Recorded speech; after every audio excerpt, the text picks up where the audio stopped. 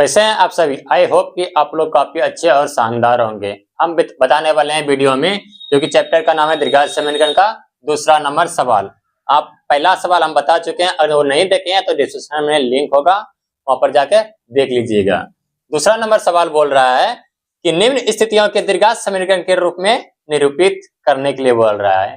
दूसरा का पहला सवाल वही है कि एक आयताकार भूखंड का क्षेत्रफल 528 मीटर है। कितना? एक आयताकार भूखंड का क्षेत्रफल 528 मीटर है। एक आयताकार बना लेते हैं। आयताकार कैसा ऐसा ही होता है ना। इसका कितना है? 528 मीटर स्क्वायर है। तो आगे देखो, क्षेत्र की लंबाई मीटरों में चौड़ाई के दोगुने से एक अधिक है। क्षेत्र की लंबाई चौड़ाई के दोगुने से एक अधिक है। तो दूसरा का सवाल देखो आगे। दूसरा का पहला नंबर सवाल क्या बोल रहा है? क्षेत्र की लंबाई चौड़ाई से दोगुने से एक अधिक है। हमें भूखंड की लंबाई और चौड़ाई ज्ञात करना है। तो हम मानेंगे, माना चौड़ाई कितना हो गया? चौड़ाई कितना हो गया? x metre. सवाल में यही बोल रहा है लंबाई चौड़ाई के दोगुने से एक अधिक है। तो हमें भूखंड की लंबाई और चौड़ाई ज्ञात करना है। तो क्षेत्र की लंबाई चौड़ाई से दोगुने से एक अधिक है। हमें भूखंड की लंबाई और चौड़ाई ज्ञात करना है। तो हम मानेंगे, माना चौड़ाई कितना हो गया? चौड़ाई कितना हो गया? x metre. सवाल में यही बोल रहा है लंबाई चौड़ाई के दोगुने से एक अधिक है। तो हमें भूखंड की लंबाई और चौड़ाई ज्ञात करना है। तो चौड़ाई कितना है? x metre. तो लंबाई कितना होगा? लंबाई कितना होगा? इस सवाल में बोल रहा है कि लंबाई चौड़ाई से दोगुने है। तो चौड़ाई कितना है? इससे क्या है? दोगुने है। और बोल रहा है दोगुने से एक अधिक है। दोगुने से एक अधिक है। तो ज्ञात करने के लिए बोल रहा है हमें भूखंड की लंबाई और चौड़ाई ज्ञात करने के लिए बोल रहा है। तो आगे चलो, तो लिखेंगे पहले से सॉल्यूशन किसका क्षेत्रफल निकालने के लिए बोल रहा है? आयताकार भूखंड का क्षेत्रफल। तो हम लिखेंगे आयताकार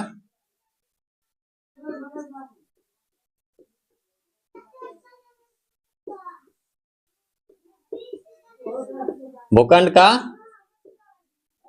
क्षेत्रफल कितना दिया है? 528 मीटर। कितना है? 528 मीटर। तो आयताकार भूखंड का क्षेत्रफल क्या होता है? आयताकार का क्षेत्रफल क्या होता है? लंबाई गुने चौड़ाई। क्या होता है? लंबाई गुने चौड़ाई 528 मीटर। इसी प्रकार से तो लंबाई कितना है? 2x। कितना है? 2x + 1 गुने चौड़ाई कितना है? x बराबर 528। अब देखो इससे से गुना करो।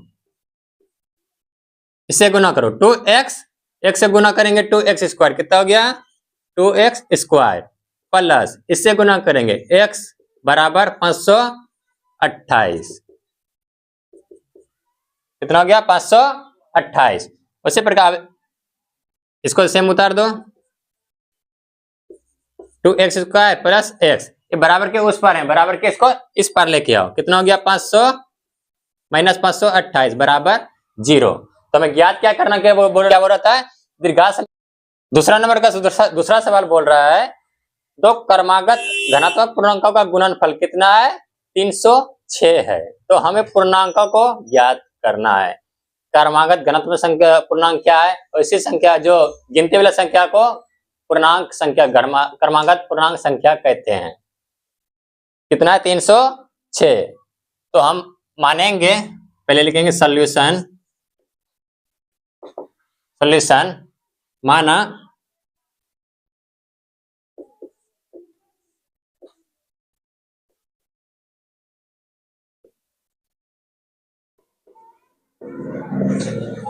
पहला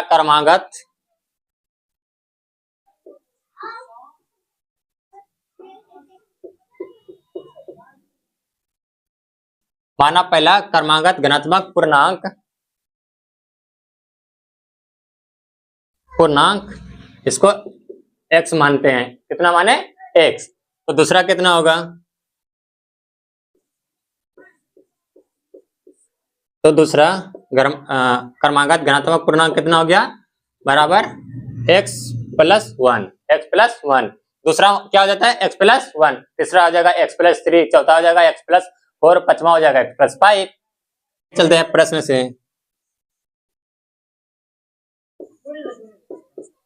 से एक बार देख लेते हैं सवाल क्या बोल रहा है। दो क्रमागत धनात्मक पूर्णांकों का गुणनफल कितना है? 306 है। तो हमें पूर्णांक को ज्ञात करना है। क्या बोल रहा है? इन दोनों का गुणनफल कितना है? 306। x प्लस 1, इन दोनों का गुणनफल कितना है? 306। अब x से गुना करेंगे इस सब में, x से गुना करेंगे x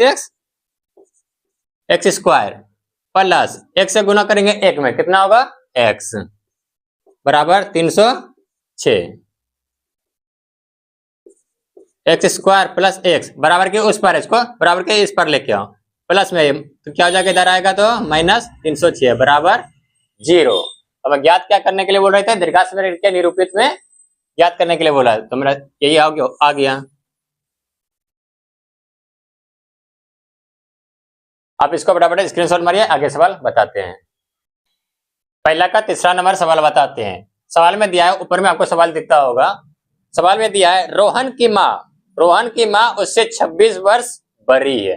रोहन की माँ उससे 26 वर्ष बड़ी है। उनकी आयु वर्षों में का गुणनफल अब से 3 वर्ष पश्चात 360 हो जाएगी। तो हमें रोहन की वर्तमान आयु ज्ञात करना है। आने का रोहन की अभी कितना आयु है वो हमें ज्ञात करना है। तो रोहन की आयु अभी कितना हो हम पता नहीं, तो मानेंगे सबसे पहले रोहन की वर्तमान आयु। तो सॉल्यूशन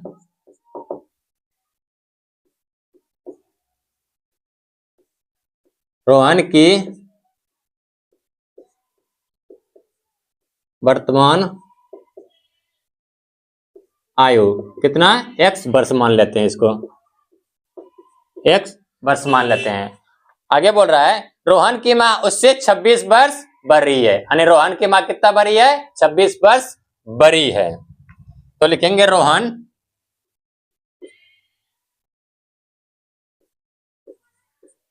की का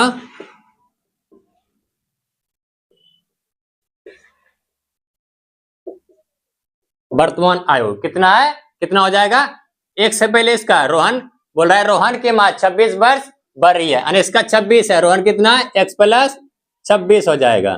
x प्लस 26 बोल रहा है। आगे बोल रहा है उनकी आयु वर्षों का गुणनफल अब से 3 वर्ष पश्चात। पश्चात क्या होता है? पश्चात किसको बोलेंगे? प्लस को बोलेंगे। अब पूर्व किसको बोलेंगे? माइनस। पहले वाला पूर्व वाला, बाद वाला क्या बोलेंगे? पहले वाला माइनस वाला। अब पश्चात क्या बोलेंगे? प्लस वाला को। 3 वर्ष क्या बोल रहा है?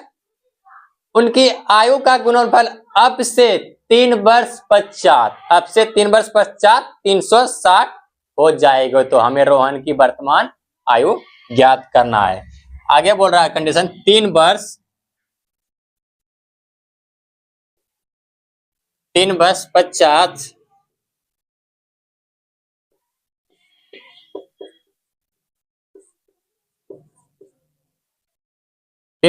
रोहन की आयु कितना हो जाएगा? पहले कितना है? x वर्ष। अब क्या बोल रहा है? 3 वर्ष पश्चात आने का x प्लस 3। अब उसकी माँ की कितना हो जाएगी? तो 3 वर्ष पश्चात रोहन की मां का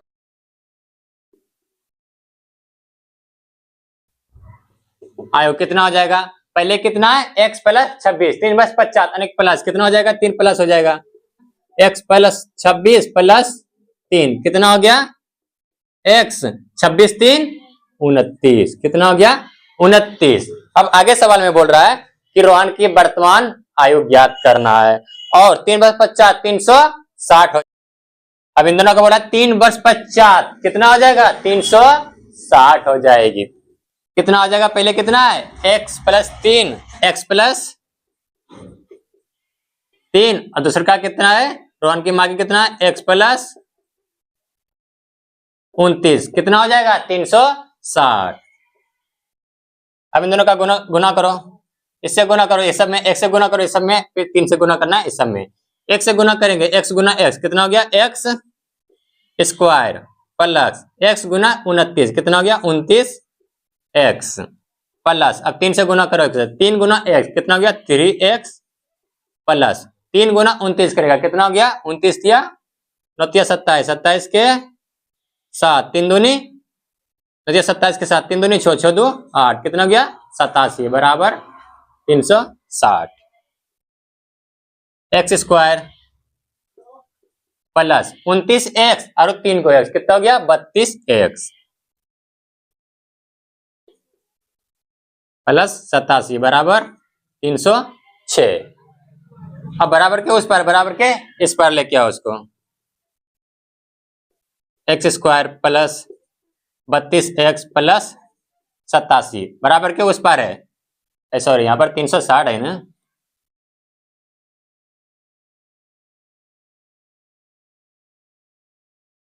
के बराबर के इस पर लेगो, प्लस में इधर आगे कौन सी हो जाएगा? माइनस 360 बराबर 0।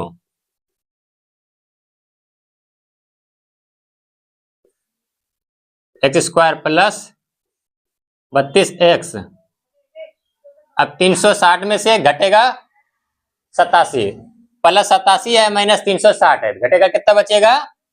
घटा इसको 10 में से 7 घटेगा कितना बचेगा? 3। इधर कितना बचा? 5, 5 में से 8 तो घटेगा इससे 45 15, 15 में 8 घटेगा कितना बच गया? 7 2 2 बराबर कौन है? माइनस बराबर 0। हमारा जी आ गया x square plus 32x minus 273 बराबर 0। तो हमें ज्ञात करने के लिए यही बोल रहा है कि दीर्घात समीकरण के निरूपित के रूप में ज्ञात करने के लिए बोले हैं। तो मेरा यही आ गया। आप इसका फटाफट स्क्रीनशॉट मार लीजिए, आगे हम बताते हैं। तो दूसरा का चौथा नंबर सवाल जो कि प्रश्नावली 4.1 का लास्ट सवाल है, ये बताते हैं। दूसरा नंबर का चौथा सवाल बोल रहा है कि एक रेलगाड़ी 480 किलोमीटर की दूरी समान चाल से तय करती है। यदि इसकी चाल 8 किलोमीटर प्रति घंटा कम होती है तो उसी दूरी को तय करने में 3 घंटे समय अधिक लेती है। हमें रेलगाड़ी की चाल याद करनी है। अनेक बोल रहा है एक रेलगाड़ी है वो 480 किलोमीटर की दूरी तय करती है। यदि इसकी चाल 8 किलोमीटर प्रति घंटा कम होती है तो वह उसी दूरी को तय करने में 3 घंटे समय अधिक लेती है। तो हमें रेलगाड़ी की चाल ज्ञात करना है। तो चलो पहले लिखेंगे सॉल्व। तो मान लेते हैं रेलगाड़ी की, तो माना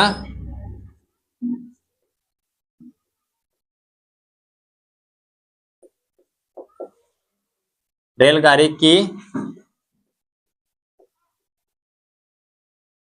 चाल बराबर x मान लेते हैं, x किलोमीटर प्रति घंटा मान लेते हैं,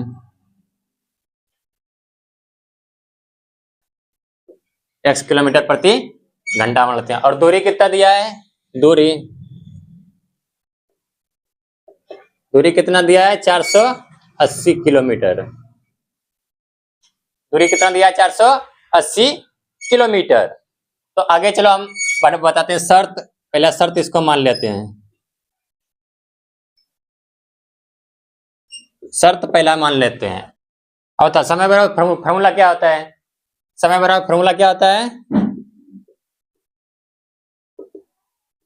दूरी बटे चाल। क्या आता है? दूरी बटे चाल। इसको समय, समय किससे निरूपित करते हैं? टी को, इससे T1 मान लेते हैं। तो दूरी कितना है? 480 किलोमीटर। चाल कितना है?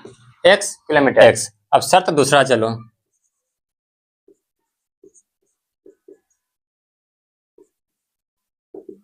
दूसरा, अब क्या बोल रहा है दूसरा में? देख रहे हो कि यदि इसकी चाल 8 किलोमीटर प्रति घंटा कम होती है तो उसी दूरी को तय करने में 3 घंटा समय अधिक लेती है। यानी चाल क्या है? 8 घंटा समय कम लेती है। तो क्या आ जाएगा? x पहले कितना? x, इससे 8 घंटा समय कम लेती है। कितना हो गया? x minus 8। अब बोला उसी दूरी को तय करती है 3 घंटा समय अधिक लेती है।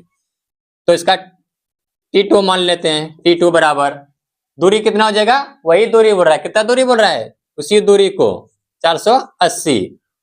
चाल कितना हो जाएगा? 8 घंटा समय कम लेती है। कितना हो गया? x minus 8। अब बोल रहा है 3 घंटा समय, इसका बोल रहा है 3 घंटा समय अधिक होता है, 3 घंटा समय अधिक लेती है। इसका समय 3 घंटा अधिक लेती है तो क्या होगा? इसका 3 घंटा समय कम ले लेगा ना। इसका 3 घंटा समय अधिक लेता है तो इसका कितना हो जाएगा? 3 घंटा समय कम लेता है। तो मान लेंगे T2 minus T1, T2 minus T1 बराबर कितना? 3 घंटा समय अधिक लेती है, 3 घंटा। तो T2 कितना है? 400 माइनस 480 बटे x माइनस 8 माइनस T1 कितना है? 480 माइनस 480 बटे x बराबर 13। इधर बताते हैं। इसमें देखो 480 कॉमन ले लो, 480 कॉमन ले लो। बचा कितना? 480 में भागा देंगे कितना बचा? 1। और नीचे कितना है? x माइनस 8, x माइनस 8 बीच में क्या है? माइनस। फिर 480 में भगा देंगे कितना बचा? 1। नीचे कितना है? x बराबर 3। आगे देखो x माइनस 8 माइनस 1 बटे x बराबर 3 बटे 480। इससे कटाओ 3 का 3 और 48, 160 बार में खत्म। 1 बटे x माइनस 8 माइनस 1 बटे x। यहाँ पर कितना हो गया? 1 बटे 160। अब यार ये लघुत्तम ले लो, x माइनस 8 और x। अब इससे लघुत्तम, इससे भागा देगा खत्म। x माइनस 8 से भागा, x माइनस 8 से खत्म। तो बचा क्या? x गुना करेगा 1, कितना हो गया? 1 x माइनस 1 से x से भागा देंगे कितना बचा? खत्म। तो बचा क्या? x माइनस 8, x माइनस 8 बराबर कितना? 160। इससे और इससे x लिख दो, माइनस से गुना करो, minus plus minus x minus minus plus 8। नीचे से गुना कर दो, x गुना x स्क्वायर कितना हो गया? x गुना x स्क्वायर माइनस 8 गुना x कितना हो गया? 8x बराबर 1 बटे 160। ये x खाता। चलो इधर बताते हैं। तो बचा क्या? 8 बटे x स्क्वायर माइनस 8x बराबर 160। यही बचा ना। अब कोना कोनी गुना कर दो, कोना कोनी गुना। x स्क्वायर माइनस 8x बराबर, इससे 160 से गुना करो 8 में, तो 8 गुना 0 8 के 48 के 8 बाकी 4, 8 और 4 12, कितना हो गया? 1280। अब देखो आगे x स्क्वायर माइनस 8x बराबर के उस पार है, बराबर किसको? इस पार लेके आओ, कितना? तो प्लस इधर आएगा तो कौन सी हो गया? माइनस 1280 बराबर 0। तो हमें ज्ञात क्या करने के लिए बोल रहा है? ये ज्ञात करने के लिए बोल रहा है कि दीर्घात समीकरण के रूप में निरूपित करने के लिए बोल रहा है। तो निरूपित ये मेरा यही हो गया। आज की वीडियो हम यहीं तक रखने देते हैं। वीडियो अच्छा लगे तो चैनल को सब्सक्राइब कर दें एंड लाइक शेयर जरूर करें। धन्यवाद।